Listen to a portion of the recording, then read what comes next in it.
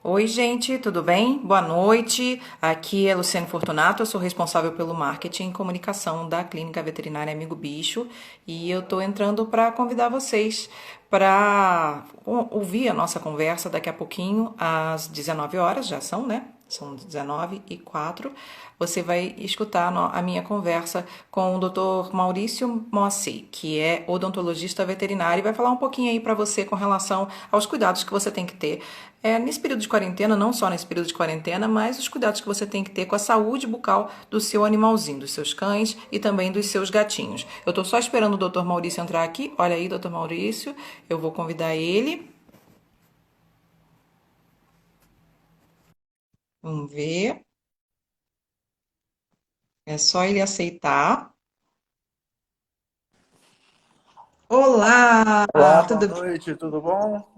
tudo bem? Estamos conversando aqui sobre os cuidados dos animaizinhos com relação à saúde bucal dos animaizinhos, né? Que os tutores tenham cuidados com a saúde bucal dos animaizinhos, não é isso, doutor Maurício? É Isso doutor mesmo. Maurício Mossi, né? Mocer, Mossera. Mocer. Agora explica para a gente, já começa explicando para a gente, porque muita gente não sabe, mas de uns tempos para cá, a medicina veterinária vem assim se compartimentalizando em especialidades, né? E eu Certo. queria que você explicasse um pouquinho sobre a sua especialidade, que é a odontologia veterinária. Pois bem, a gente, né, assim, os cães e os gatos, né, eles têm dente, né? Então, você partir do pressuposto que um animal tem dente, ele pode ter problema de dente, né? Mas, assim, a odontologia veterinária, né, ela começou a ter grande importância quando se deu conta da questão da doença periodontal nos cães e gatos domésticos, que é a principal afecção dos cães e gatos domésticos, né? O que a gente tem que ter mais atenção, né? Então a gente tem que ter cuidados com a prevenção e com o tratamento dessa doença. E o que é a doença periodontal, né? A gente sabe que no ambiente oral, né, dos animais existem mais de 300 espécies de bactérias, né? E essas bactérias se organizam sobre os dentes. Na verdade, sobre todos os tecidos da boca, mas principalmente sobre os dentes, né, formando a placa bacteriana. Na placa bacteriana, começa a se juntar elementos da saliva, né, restos de comida, e forma o que a gente conhece como tártaro. Né? Só que o tártaro, ele, além de ter aquele aspecto, né, que é um aspecto feio, escuro, de sujeira, né, ele também fecha o suco gengival, criando um meio anaeróbio, onde as bactérias que são realmente perigosas gostam de se desenvolver. Então, essas bactérias elas começam a produzir, a partir do seu metabolismo, substâncias que são prejudiciais ao periodonto, que são as estruturas que sustentam o dente. Por isso se chama doença periodontal. Então, essas substâncias são ácidas, então vão destruindo o periodonto e tornando os dentes soltos, né? Vai destruindo o osso alveolar, o sulco gengival, o ligamento periodontal, e os dentes vão ficando soltos e cada vez mais infectados, né? Então, além da perda do dente, a doença periodontal se torna a boca uma fonte de infecção para outros órgãos, né? Por exemplo, não que vai acontecer, mas se, por exemplo, você tiver, né, um problema renal, um problema hepático, um problema cardíaco, se tiver uma inflamação, essas bactérias elas têm predileção a tecido inflamado. Então, elas procuram esses tecidos que estão já sensibilizados para elas se instalarem e aí causar algum prejuízo, né? Então, isso é importante, né? Para a gente ter em mente para poder prevenir essa doença, né? E tem que... Porque muita gente acha que é só tártaro, né? E não é só isso, É, né? e o tártaro, na verdade, o tártaro é apenas um sintoma da doença, né? O tártaro, ele é um sintoma da doença, ele é uma etapa da doença, né? Porque o prejuízo maior não é o tártaro, o prejuízo maior é o que ela está fazendo dentro da gengiva, né? Destruindo ali o periodonto, deixando o dente solto, promovendo a perda desse dente, né? E mais o acúmulo de bactérias, de infecção, que prejudica o resto do organismo. E qual é a etapa assim que o tutor pode perceber que é algo que já é grave, que já tem que começar a procurar uma ajuda veterinária? Na verdade, ele deve observar, né, desde o começo, para não deixar ficar um ponto grave, né, para ele procurar apenas quando ficou grave. É lógico, se você já tiver um caso grave, é melhor procurar o atendimento, né? Mas o ideal é tentar fazer a prevenção, né? E como é que faz a prevenção, né? A gente sabe que a placa bacteriana ela leva de 24 a 48 horas para se organizar sobre o dente, né? Então, se a gente pega um dente, uma boca completamente limpa, né, ela vai levar de 24 a 48 horas para se organizar sobre o dente, né? A presença dela ali, né, causa uma reação inflamatória. Então, você começa a ter a gengivite, né? Primeiro, num grau bem leve. E à medida que a doença vai se agravando, é lógico que essa gengivite também vai se agravando, né? Então, o que a gente tem que saber disso por quê? Para você saber que você tem que escovar os dentes dos cães, né? O ideal é que se escove os dentes dos cães, a gente fala tem que escovar os dentes dos cães, é bem imperativo, mas é a forma de prevenir, né? Ou diariamente, que seria a melhor das situações, ou pelo menos 3 vezes por semana, né? Ou a cada 24 horas, se escovar os dentes, ou a cada 48 horas, porque a placa bacteriana, ela se forma entre 24 e 48 horas. Então, se você puder desorganizar, né, com a escovação, a gente vai retardando esse processo de organização da placa bacteriana e retardando a doença periodontal, né? Olha, eu vou falar para o pessoal que está assistindo a gente, que é para mandar pergunta assim. Já tem uma pergunta aqui, ó, Araísa Torres. Como saber se o seu cachorro está com dor de dente? O cachorro tem dor de dente, tem cárie, tem essas coisas? Cachorro tem dor de dente. Cárie também tem, é raro, mas pode ter. Não é o problema principal. O problema principal é a doença periodontal, sim, e ela também é dolorosa, né? Tem animais que relutam em comer quando está com dor de dente, né? Mas cachorro, é muito subjetivo o conhecimento que a gente tem sobre dor no cachorro, né? O quanto que o cachorro sente dor. O quanto que ele sente dor ao ponto de não poder comer, né?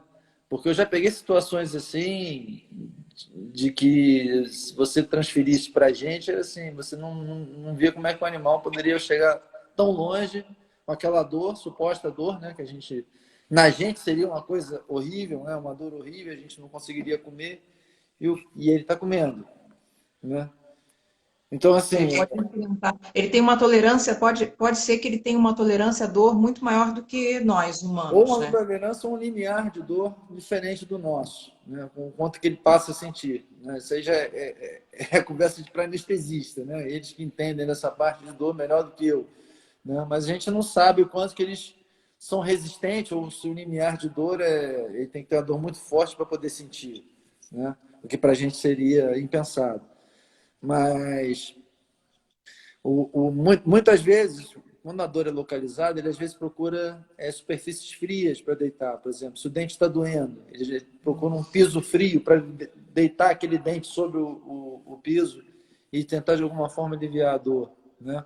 Ou às vezes fica também como se estivesse coçando, né? Você está coçando muito a cara. Às vezes ele está coçando a cara, não porque ele esteja com uma coceira, né? Uhum. Mas porque ele está na tentativa de tirar aquele negócio que está doendo. Ele não entende o que está doendo na boca dele. Ah, sim. Então ele está metendo a pata ali e falei, pô, tô querendo tirar esse negócio que está me incomodando, né? E fica lá coçando, né? Então isso é um sintoma que ele pode estar sentindo uma dor ali localizada. Então, pô, tem que ficar atento, né? Se o cachorro está sempre querendo, procurando um lugar frio, se de repente está coça muito o rosto também, né? Porque Ou se não está é com dificuldade para situação comer, assim. com uma doença periodontal avançada que está com muita dor, ele vai evitar de comer, né? Ele não vai conseguir comer direito. Olha, a Andréa T. Ferreira, ela pergunta se o gato também precisa de escovação 3 vezes por semana, como no cachorro. Essas recomendações todas são também para os gatos? Eu vou recomendar principalmente para ela, para a Andréia de Ferreira. Ela escovar o dente de todos os gatos dela, todos os dias. Uma vez Ah, por você dia. conhece? Ela tem muitos gatos. Hã? Ela tem muitos gatos. Tem, 6. É da minha mulher. Caramba, hein? Os gatos tocam em casa. Ah, então, você que é o... Um proprietário, tá certo. Agora, com relação ao tártaro e problemas bucais, assim, quais são as doenças que os animais podem desenvolver? Você chegou a falar um pouco no início, né? Mas as pessoas não sabem que a boca, quer dizer, as pessoas sabem, mas as pessoas não percebem, podem não ter consciência de que a boca é uma porta de entrada para bactérias a ponto de causar outros problemas, como problema cardíaco e em outros órgãos, não é isso? Sim, se você tiver uma predisposição, né? É assim, é importante dizer, né, que a doença periodontal ela pode causar, não quer dizer que ela vá causar. Né? O melhor é prevenir. A gente nunca sabe quem é susceptível e quem não é. Né? Então, a melhor forma que tem de você evitar é prevenir. Né?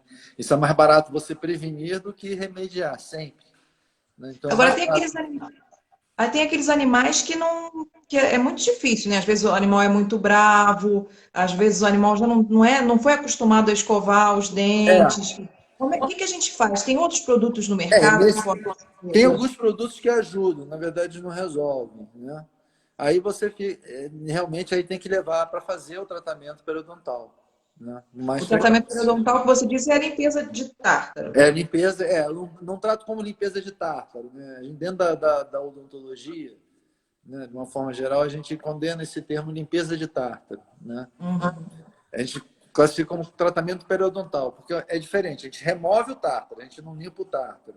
Né? A gente remove o tártaro, que é o cálculo, né, e trata a boca. Né? Porque fica muito. Apesar de parecer uma besteira, mas a nomenclatura ela diz muita coisa. Né? Nesse caso, assim, você é uma limpeza de tártaro, é só uma limpeza de tártaro, né? Você vai tirar o tártaro. E a gente, na verdade, trata a boca. Por mais que às vezes tratar a boca seja só a limpeza de tártaro. Né? Tem vezes que vocês pegam uma boca que está de um animal jovem, um animal que não tem tanto problema periodontal, né? Então a limpeza é mais simples. Né? Tem uma, Ah, tem uma tem pergunta uma pergunta. que aqui no For- Fono comentário Viviane Fontes. que me chamou a Essa atenção, eu queria responder essa aqui, pode ser? pode ser. O tratamento periodontal tem que ser feito sob anestesia? Da Fono Viviane Fontes. Sim, tem que ser feito sob anestesia geral inalatória. Existe uma linha aí que prega de fazer sem anestesia. Eu sou cético quanto a esse tipo de tratamento e, assim, esse tipo de tratamento é condenado pelas associações de odontologia veterinária, tanto a Associação Americana quanto a Associação Brasileira, e eu conheço as pessoas que estão nas associações, são pessoas sérias, então eu não concordo com o tratamento sem anestesia. Né? É lógico que para a gente, se fosse possível, seria até muito melhor, né? Para nós dentistas, fazer sem ter que anestesiar o animal, mas não é viável. Né? E pode vir a causar danos. Assim, por mais que a pessoa tenha jeito, ou ela vai fazer um serviço incompleto, ou ela vai machucar o animal. É o que eu vejo. Eu não vejo de outra forma. Né? E tem uma forma correta para fazer a escovação? A forma correta de fazer a escovação tem. Você até tinha me perguntado se eu tinha um modelo. Né? Os gatos não são muito simpáticos essa prática. Não. Aí complicou.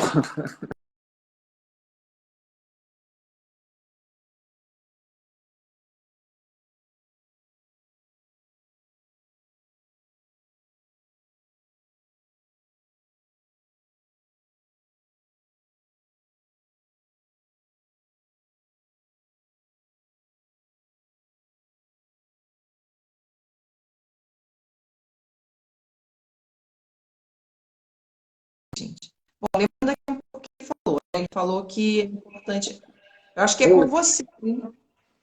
Você que está com a internet que está mais ou menos. Eu estou em cima do modem. Estou posicionado em cima do modem. Eu estou até perto, mas a internet aqui é ruim de qualquer jeito, mesmo estando Ah, em é? cima do. Olha, a Fono Viviane Fontes também está perguntando se os braquicefálicos têm maior risco com relação à anestesia. Não que eles tenham maior risco, mas assim, exigem mais cuidados. Né?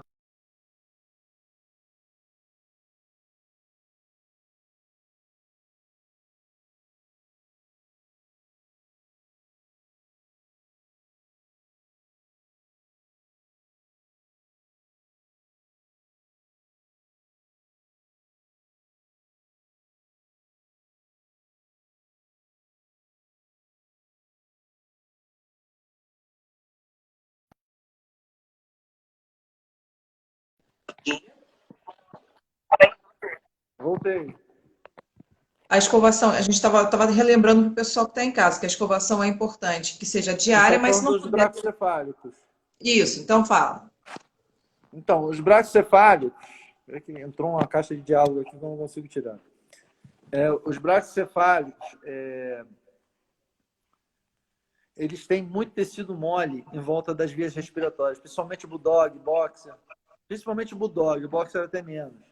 Né? Então, assim, o cuidado que tem que se ter, né, no momento de anestesia, né, que o anestesista geralmente tem por conhecer já esses animais, é o momento exato de intubar, extubar e cuidados com as vias respiratórias durante a anestesia. Fora isso, não tem mais complicações. Né? Se o animal for saudável, não tem problemas.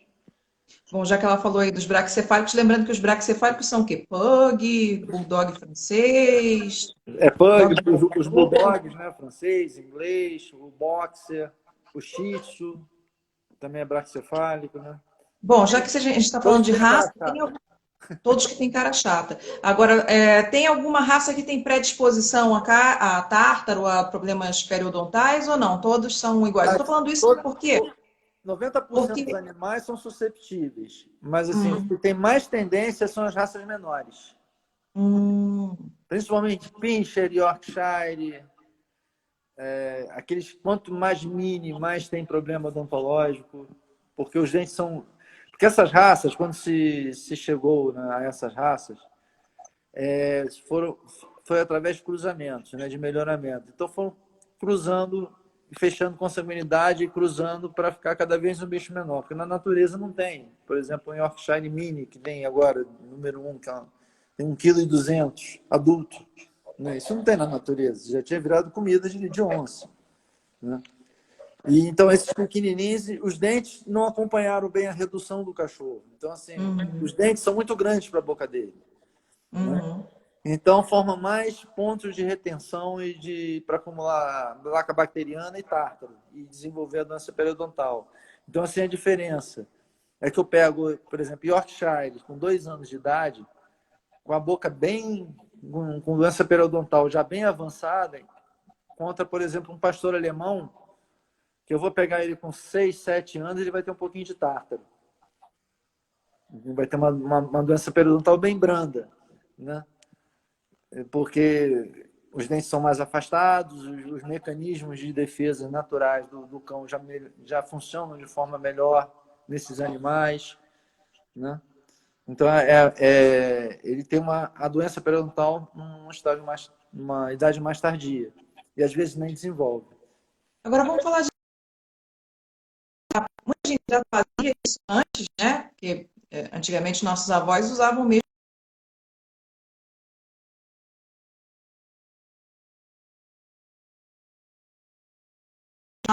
de nutrólogos e tudo mais.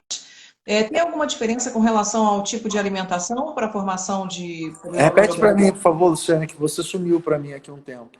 Eu acho que é a sua internet, Pode porque a ser. minha está aqui. Aí o que que acontece? A pergunta é sobre alimentação, porque agora tem muitos casos de animais que têm alimentação natural, né, com acompanhamento de nutrólogos e tudo mais, e tem também aquelas outras pessoas que já davam comida caseira para os animais de qualquer maneira. Tem alguma diferença? A ração ela é melhor? A alimentação natural ela acaba propiciando